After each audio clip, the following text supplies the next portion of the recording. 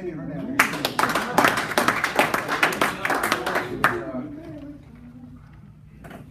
I want you to imagine when you were 8, 9, and 10 years old. And life looks like this. There's no food.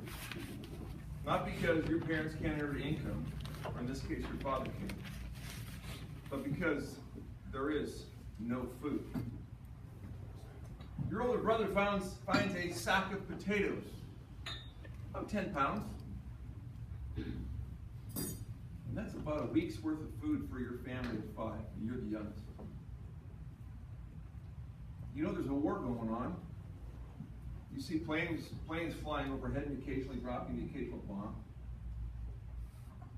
And out of sheer desperation,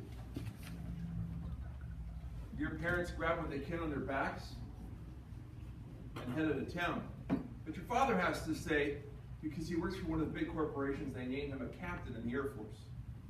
But your mother moves on and heads for out of the country. You don't have a choice in this. You have to leave. Now, I only look at the faces in this room and realize there's probably one man that might understand what that feels like, and that's probably Perry. You leave, and on your way out, you watch a grown man blow his brains out, about from here to the back wall. While you're riding the back of a flatbed pickup, fighter planes come down and shoot at you and your family. You're about 9 or 10 at this time. You jump out, hide in the ditch, jump back in, look at the floor again, and there are bullet holes where you would have been laying. That would be a permanent effect in your mindset, wouldn't it? Now, I am tired about politicians and people talking about immigration to this amazing country and not understanding what that really feels like. What I just shared with you was my father's life from the ages 8 to 10.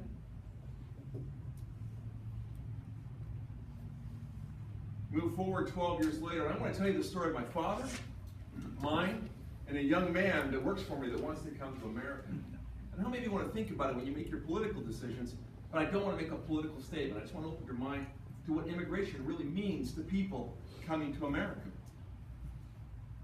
12 years later, after the war ended, my dad begins his journey to try and come to America. He has the dream. Through things he's read in a newspaper, a magazine, and working for a couple of American companies. I have a copy of his rejection letter from 1952 from the U.S. consulate in Madrid. It's in Spanish. For the next 9 years, he continues his journey and doesn't lose his dream because he is legally trying to come here. And about the time he gets married in 1959, he begins to see a vision to get to Canada. And on the map in his home, he sees that Canada is a neighbor to the USA, and maybe he'll be able to cross the border that way because he lives in a fascist country with a dictator. And it's much, much harder for him to come to America. He marries a woman who's also Spanish, born in China, because she's from a communist nation, although living in Spain. Got a pretty good chance of coming here, but she's not coming without her husband.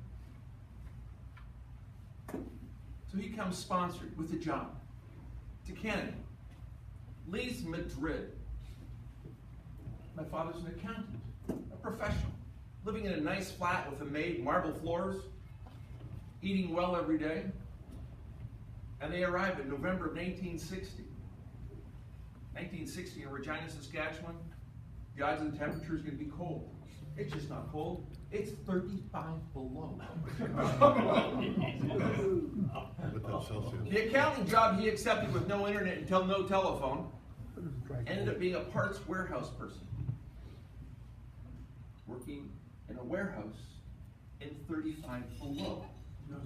In 1960s, that warehouse had no workers' compensation, no protected rights, and I would have bet it was pretty cold indoors too. He wore jeans for the first time in his life because jeans was for the poorest of the workers. and he found a way to feed his family because he was sponsored, and because when he came, he had to have a job to come here. Canada, U.S., it was the same thing. You paid for that dream through hard work. That's what immigration's about. It's not something politicians, it's a dream. It's life is so bad that you're willing to give up everything you have for a better life for your family. My father did that because he knew, or at least the smart people knew in Spain, that when that dictator died, civil war would happen again. And his son that he hadn't met yet, and his daughter who was 5 months old, were going to have to live through that. And there was no way he was going to let his children have the same life he did. That's why people come to America. But they come here and they work for it, and they understand the dream. My journey was way easier.